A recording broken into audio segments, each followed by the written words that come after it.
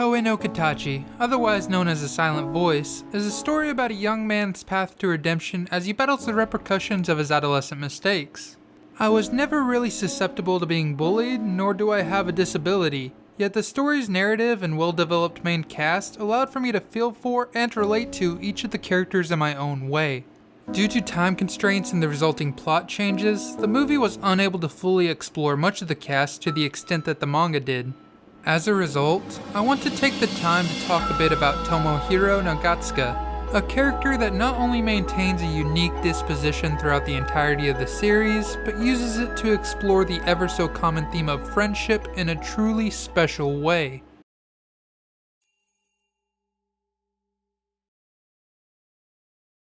Every single person you've ever met is their own unique individual, each with their own life's journey leading the way to where they're presently at.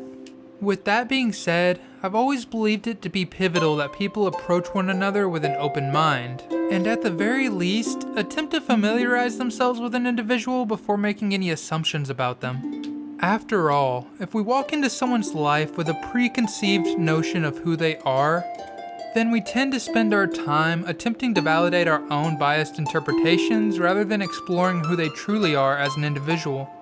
In the story of Koe no Katachi, the audience is familiarized with Ishida as a protagonist, both from the atrocious acts of bullying he's committed and how those actions have negatively impacted his sense of self-worth. So much so that he had planned to commit suicide shortly before he met Nagatsuka. However, Nagatsuka's first impression of Ishida is far different from our own. After Ishida arrived as his savior in his moment of need, Nagatsuka placed him on a pedestal of sorts. In reality, Ishida's choice to help Nagatsuka was some trivial act of kindness. It was a decision rooted somewhere between a troubling sense of obligation after they had made eye contact, and the underlying desire to change himself that had developed during his reunion with Nishimiya. Despite that, Nagatsuka's interpretation of the event left him with preconceived ideas of who Ishida was, and his admiration and appreciation for the idealized version of Ishida resulted in him going out of his way to return the favor. At this point in time, he had already began to see Ishida as a friend, his best friend, his only friend.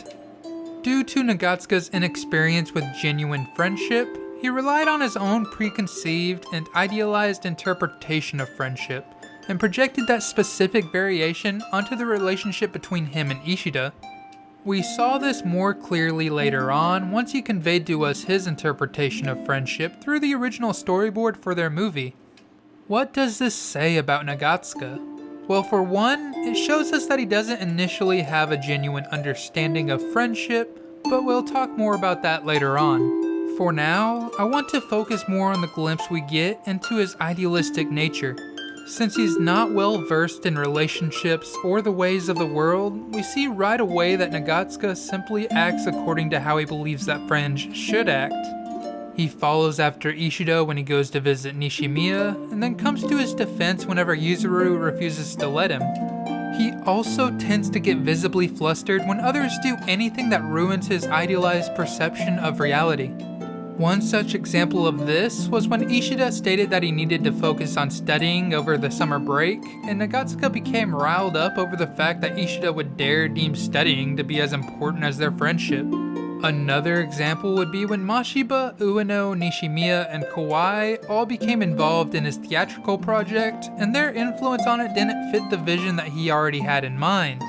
None of these things were very major occurrences, but he took them personally because they were simply ruining how he thought things should be. In that last example, Ishida mentioning that he wanted Nishimiya to be involved on top of everyone else is what seemed to be the final straw. It was only when Nagatsuka was led to believe that Nishimiya's involvement directly coincided with his own version of things that he was able to regain his motivation and strongly enforce that updated perception on the others, despite attempted testimony. Nagatsuka seems to be pretty straightforward and honest towards Ishida, wearing his heart on his sleeve as he believes that friends should. However, I think it's worth noting that ironically enough, this is kind of the opposite of genuine Nagatsuka, at least at first. You see, when imposing his idealized version of reality upon his surroundings, he tends to subconsciously do the same thing to himself. While it may be more blatantly obvious when he does it to others, he's not able to accept reality or face his own shortcomings.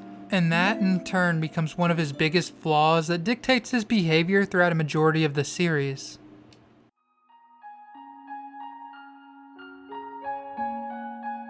In a study that I'll cite in the description for anyone interested, it was reported that the people least likely to lie are those that have high levels of responsibility and those with meaningful same-sex friendships. In the beginning and throughout most of Koe no Katachi, Nagatsuka is a kid that has neither. That study also states that people who tell more lies are more manipulative and concerned with self-presentation, and this pretty much describes Nagatsuka to a T. He's shown flaunting money around without a care in the world. He focuses on very little aside from the movie and his friendship with Ishida, and we're shown that the idea of friendship is so important to him because he's never really experienced it before. He was alone. As such, we catch him lying and being manipulative on numerous occasions, and the first line in his description on my anime list even goes so far as to call him a habitual liar, which could definitely be argued.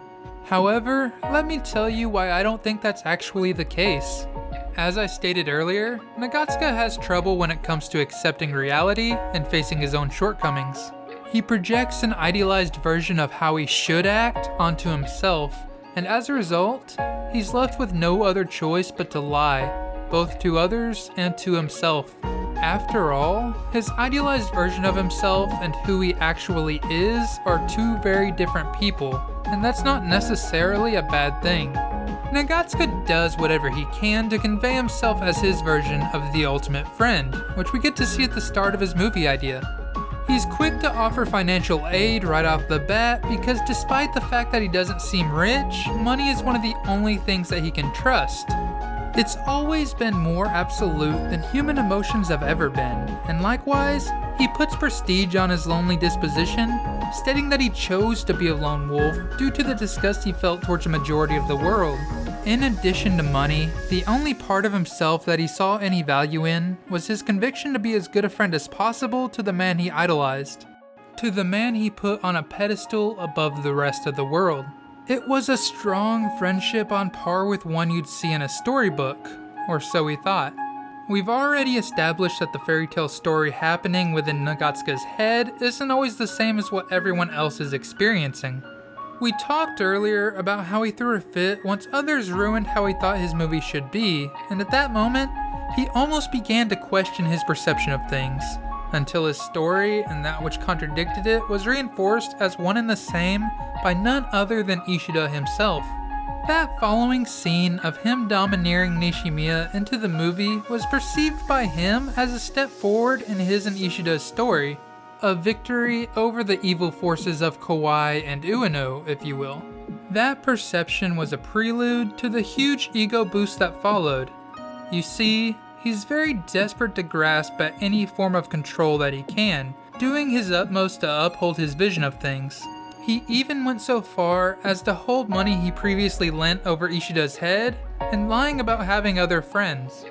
This desperate grasp for power illustrates for us how powerless he truly feels, and I think that speaks volumes about why he acts the way that he does, especially in regards to his manipulative tendencies. People who feel the need to control others often don't have control over themselves. There's many hints throughout the story that show us a part of Nagatsuka realizes things aren't how he perceives them to be, so I want to go ahead and make it clear that I don't necessarily believe he's delusional. However, what I am trying to say is that he denies those signs with every fiber of his being, and instead tries to enforce his own will upon reality, trying to control it along with the people around him. But despite how ominous and sinister that may sound, I don't think anybody has ever thought of Nagatsuka as a bad guy.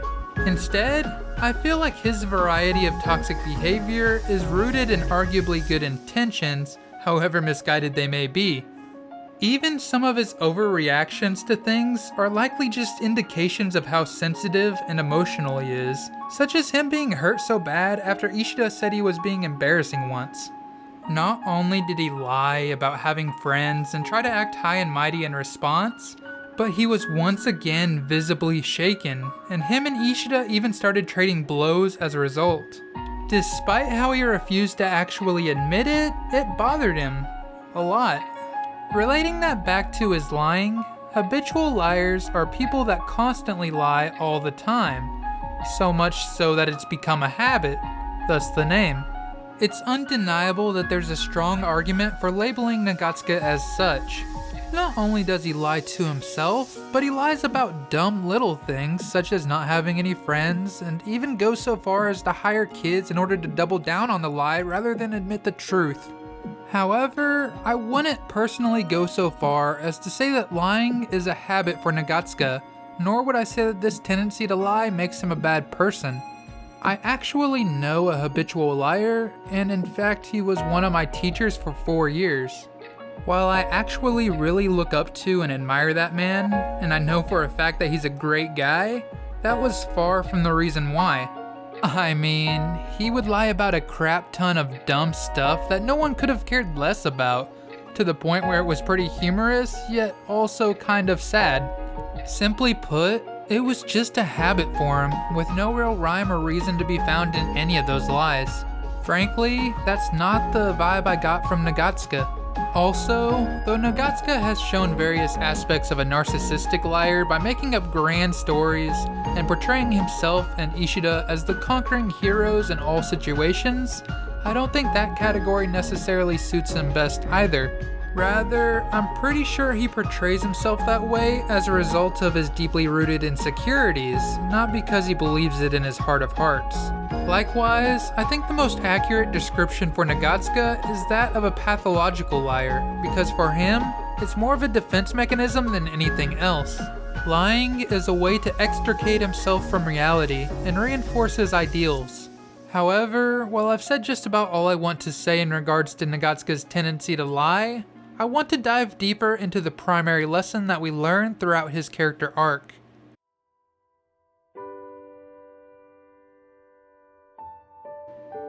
A central theme of Koe no Katachi is friendship, and as generic as that may sound, the series manages to explore this theme by criticizing aspects of it throughout the entirety of the work.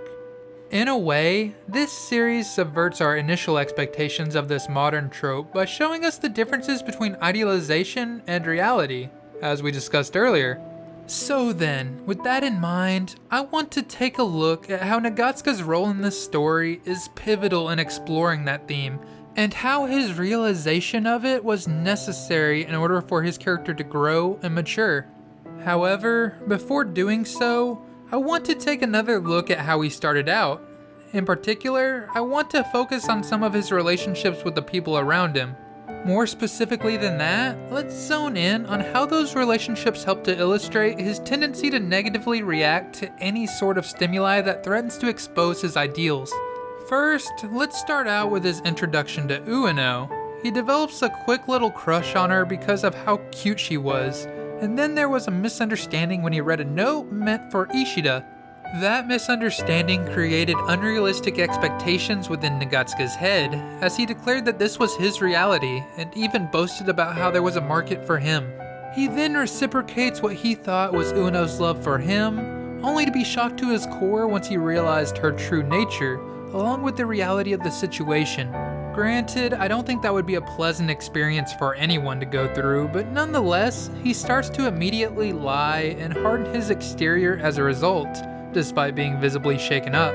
Since that's definitely more of an extreme example though, let's look at his initial reaction to Mashiba befriending Ishida. In Nagatsuka's mind, Ishida had already reinforced the idea that he was the only one Ishida could talk to normally. Ishida didn't really have any other friends, and likewise he felt like that made the friendship between the two of them even more special. He felt special. So needless to say that when Mashiba casually declared himself and Ishida to now be friends, Nagatsuka's fit of jealousy wasn't pretty. Actually, I take that back. It was pretty. Pretty pathetic. On top of that, little things like him lying about how he knew Yuzuru was a girl the entire time helped to show us the consistency in his behavior. Anyways, the point of these examples is to show that in addition to his defensive tendencies of lying, guilt-tripping, and needless boasting, he's always been pretty determined to uphold his own version of reality, no matter what kind of scrutiny it may be put under, or what contradictions it may face. He twists whatever happens into something that he thinks will cover any mistakes he may make, rather than acknowledging those mistakes and facing them head on. I realize that it may feel like I'm beating a dead horse when I emphasize that so much, but it's a behavior deeply rooted in his subconscious, and I genuinely feel like this emphasis is pivotal in building up to the climax of his arc, as well as tying the theme of friendship up in a neat little bow. You see, as far as his relationships with others go, the last one that I want to talk about is far from the least important. In fact, it's likely the most important one by far, and that is his relationship with Ishida. He obviously idolizes Ishida, and it's no exaggeration to say that he puts his big friend up on a pedestal. Likewise, when Kawai brings up Ishida's past in front of the others, Nagatsuka looks genuinely pained, yet he clings to his friendship with Ishida anyways, stating that he's on his side. Once again, he was doing whatever he could to preserve how he saw things before all those other details came to light. However, as I've discussed in my previous character analysis videos, Ishida was brutally honest to everyone on the bridge, and he was effortlessly able to point out each of their shortcomings. Nagatsuka was no exception. Ishida told him to stop saying that he's on his side when he barely knows him. In addition to this shattering Nagatsuka's interpretation of reality, it made something else very clear. While being so preoccupied with maintaining some glorified best friendship that he had with his savior and big friend, he never actually took the time to get to know the actual Ishida for who he was. In his defense, it is shown that Nagatsuka had never really had a true friend before, and that fact was foreshadowed shortly after his introduction. Back towards the beginning, when Ishida asked Nagatsuka what defines friendship, he gave him an answer that seems normal enough the first time around.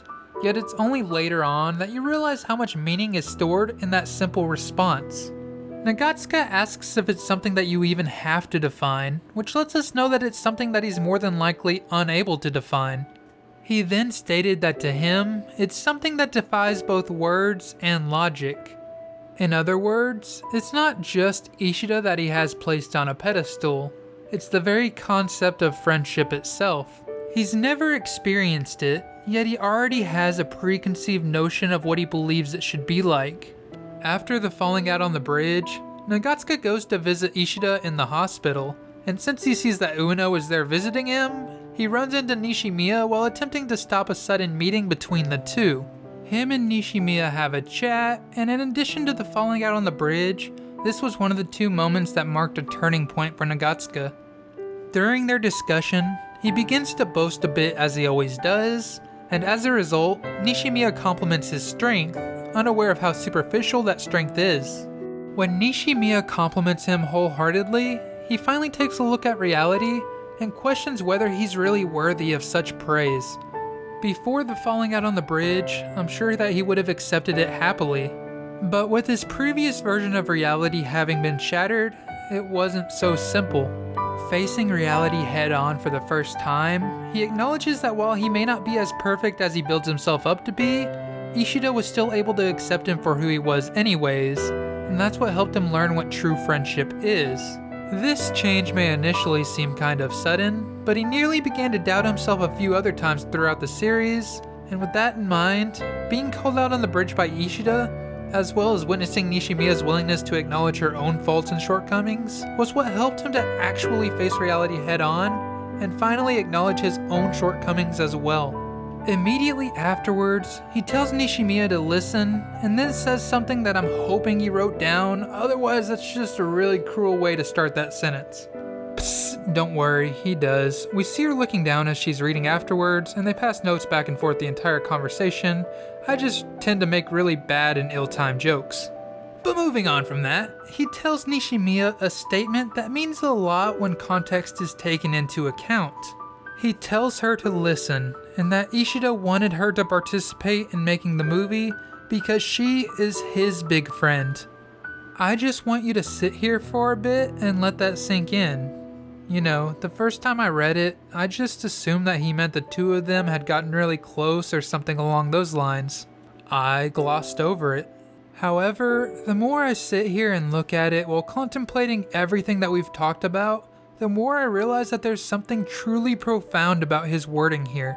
This contextualized statement as a whole just kind of blew me away. If we look back at the original fantasized version of Nagatsuka's movie, he gives us some insight into what he means when he says big friend. He's at his wit's end, about to be pulverized by a villain, when Ishida shows up and smarts off to the villain about how they should just take his car instead before completely thrashing them. Though it was already blatantly obvious, this clearly alludes back to when they first met, and Ishida got rid of the guy bullying Nagatsuka by offering up his bike. It was at that moment that Nagatsuka thought, yes, this is my big friend. With this context in mind, it becomes pretty clear that big friend isn't just a reference to a good friend or even a best friend. A big friend in this context is someone that you see as your savior, someone that you looked to when you were at your lowest. However, combining this with the true meaning of friendship that we discussed earlier, we see that that alone isn't what friendship is. True friendship is being able to see someone's flaws, acknowledge them, and then accept them anyways. As far as the statement of Ishida seeing Nishimiya as his big friend goes, it means that Nagatsuka realizes that the lesson he learned on true friendship was something that Ishida had been going through as well. Ishida saw Nishimiya as his salvation in a way. She was not only a savior of sorts for him, but she was also someone that he'd never actually taken the time to get to know. That is, until around the start of the series. Through this statement to Nishimiya, Nagatsuka shows us that he's looking closer at who others really are, and he realizes that Ishida had learned what friendship truly was before he did. Nishimiya was important to Ishida, and likewise he strove to actually get to know her better. I don't want to talk about those two too much, since I still want to make a video for each of them as well someday. However, it was Nagatsuka's willingness to acknowledge others and learn about who they really are that marked a huge change for him as a person. I primarily say this because immediately afterwards, he starts to actually talk to Nishimiya about what happened, questioning her about why she jumped, and genuinely attempting to understand her. In order to solve a problem, one has to first acknowledge that there is a problem, and then they have to actively seek out a solution. After acknowledging reality, he's at a loss as to what the solution could possibly be. But once Nishimiya suggests finishing the movie, he faces his fears and finds the courage to confront Ueno about finishing the movie with them. While that may seem a bit random, I think it's important to realize that Ueno had been represented as the villain attacking him in his original visualization of his movie, and that the two had never really had a good dynamic. He saw her monstrous personality up close and personal, and thus I don't really think he knows her at all outside of that terrifying demeanor. In addition to that, let's not forget that at first, he didn't want her or anyone else participating in his and Ishida's movie. However, despite all of that, he tells her that they've decided to continue making the movie, and that he wants her to make it with them. Despite being rejected, it shows that he's now willingly attempting to understand and involve others, even those that seem unlikable. This meshes true friendship into the core theme of the series, and solidifies the fact that trying to understand others is paramount. He still has to talk himself up a bit before doing so, and the anxiety of speaking up was obvious on his face, but the fact that he approached someone else aside from Ishida shows that he's already changed a lot. He's still the same person, and as the end of the chapter states, he's still a bit of a show-off. But remember, as I've said in my other character analysis videos for this series, change doesn't necessarily mean changing who you are at your core, but rather it's about acknowledging your faults and/or wrongdoings, and then attempting to overcome them. After approaching Ueno, he notices that Nishimiya had also written more on the note, stating that she wants to be involved in the movie, and that she wants to restore what she destroyed. To this, Nagatsuka responds by saying that they should do it together. In this response, we see that Nagatsuka has also acknowledged the damage that he's done to his relationship with someone that he cares about, and that along with Nishimiya, he also wanted to make things right again. Not only that, but now he wanted to involve others as well, getting to know them more in the process. I know I've spent a lot of time talking about this one chapter in the story, but I don't think its importance can be overstated. The definition of true friendship is a constant theme of Koe no Katachi's, and it was one that wouldn't have been nearly as impactful without the presence of Nagatsuka. I know it's been forever since I last made one of these analysis videos on a Koe no Katachi character, but Yoshitoki, the author of the series, honestly never ceases to amaze me with her characterization. Each and every character in the series has an entire character arc and theme that they manage to explore, and all of these interwoven character arcs are all meshed together seamlessly by the equally amazing narrative. Honestly, I feel like these character analysis videos don't even begin to bring justice to the insane consistency and attention to detail that this series puts on display. How it chooses to explore the theme of friendship is pretty amazing in its own right, and it's arguably the primary string that ties together most of the story. This video took me way too long to finish, yet I feel like it was worth it in order to fully wrap my head around this character and the impact he had on the overarching narrative. Nagatsuka is initially a man that lives in his own world and tries to manipulate those around him through whatever means necessary, all in order to reinforce his own preconceived notions of an idealistic version of friendship. When I started the script for this video, I knew that the theme of his character was centered around defining friendship. That much was relatively clear. He even states after the time skip that he's still making films that explore that same theme, just in case you didn't catch on beforehand. I had also managed to outline his obviously toxic behavior, such as lying rather frequently. However, it wasn't until it clicked recently that I was actually able to piece everything together into such a clear picture and tie in true friendship to the core theme of understanding others. Despite all the negative things I've talked about and included in this video, I finally understand why I never once thought of Nagatsuka as a bad person throughout the course of this series. A majority of the toxic behavior that we see from him originates from a combination of insecurity and denial, and those things don't necessarily represent who he truly is at his core. He's just him, and despite just being him, those that matter are able to accept him for that. In return, he starts trying to actually understand the people around him as well, accepting them for who they are. Because, you see, that's what friendship is.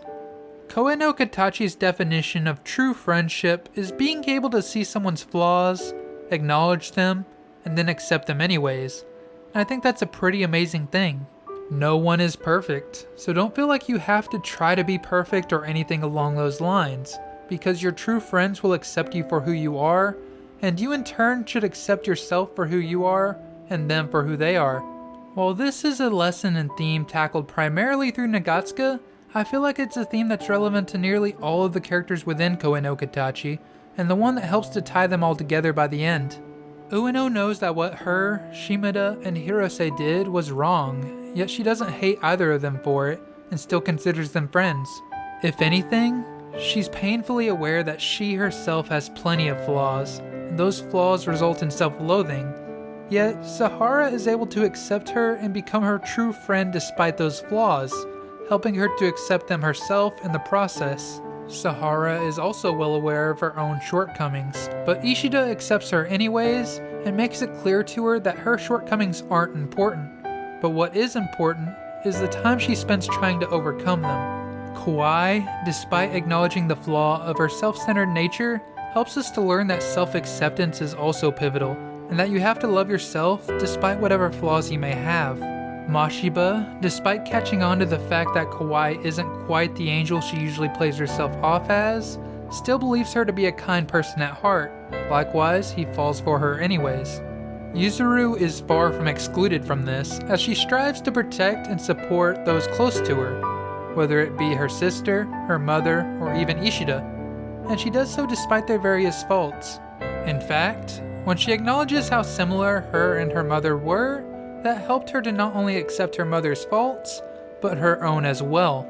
I'm going to hold off on talking about Ishida or Nishimiya too much, since I haven't yet made a video on either of them, but my point is that Koe no Katachi puts a lot of focus into tackling the central theme of friendship and tending to show us what it truly is.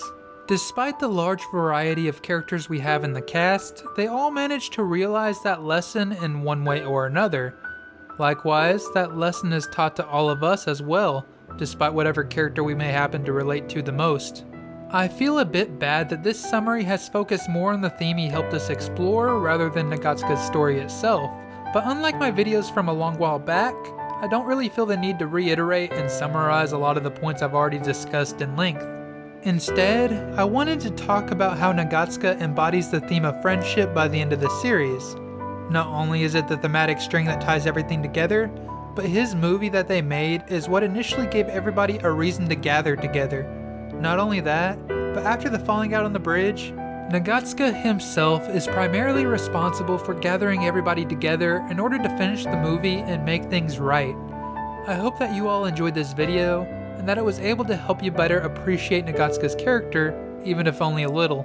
This is my first character analysis video in a long time, so I don't expect very many people to actually watch it, never mind getting this far into it. However, if you are still here, then feel free to let me know what characters you want me to do next down in the comment section below. Thank you to everyone over on Patreon for doing your best to support me as I continue to make content. Also, if you have any friends that haven't seen Koe no Katachi yet, then I recommend showing them the movie now that it's out on Netflix. Anyways, thank you all for watching, and Anime Dude out.